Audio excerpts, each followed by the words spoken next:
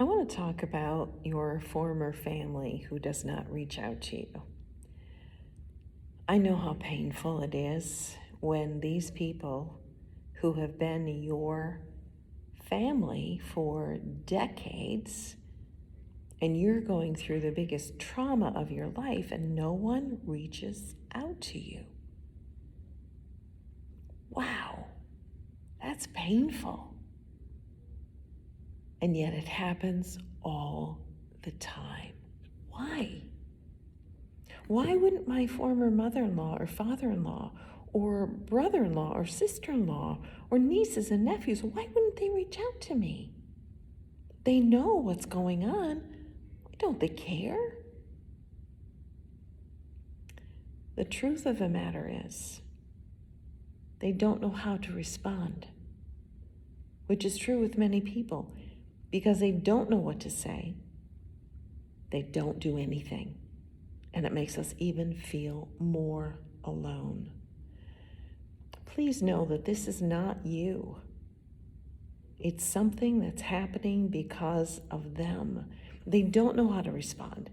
And they think, well, if I call her or him, you, they might start bashing my relative and I wouldn't know how to handle that. Or they may give me too many intimate details, or they may, for heaven's sake, start crying. What would I do then?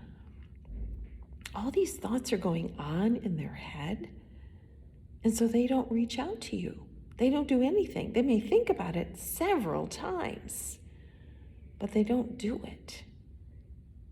And that makes us feel even more alone. But I want you to know that it's not you, that it is typical for someone going through divorce to not have their former relatives connect with them, contact them. I want you to know it's not you. I also want you to know that once the divorce is finalized and things settle down a bit, you may have an opportunity for them to reach out. Maybe it's a Christmas card, maybe it's a birthday, who knows? But they may reach out to you. Now, should you connect with them?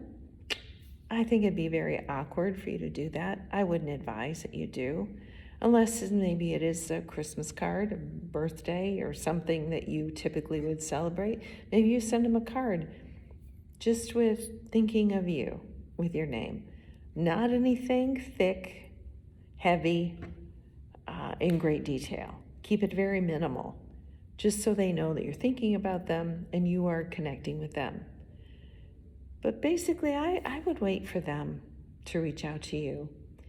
The truth is that circumstances are going to come up, funerals, for example, that you'll need to attend. If it's your former mother or father-in-law or a relative, you will want to go to that funeral. I recommend you go in, you pay your respects, you hug if appropriate. If appropriate, you go to the funeral, you sit toward the back, very inconspicuous, but you are there and your presence will mean a great deal.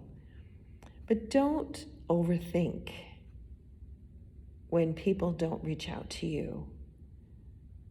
I'm sure that they're thinking about you. They may even miss you and be terribly saddened by what has happened. But the situation is so awkward for so many that many times they don't reach out. So just hold tight. Time will pass. The divorce will be over. Circumstances will settle and change. And you will have the opportunity for them to reach out to you and to establish a new and totally different relationship, but a relationship nonetheless. I've seen it in many people's lives. It'll happen in yours. So I know it's painful, but don't take it to heart. Right now, you should be using all of your energy for you and for your children. Everything else can wait. But I know those thoughts are in your mind. Why don't they say something?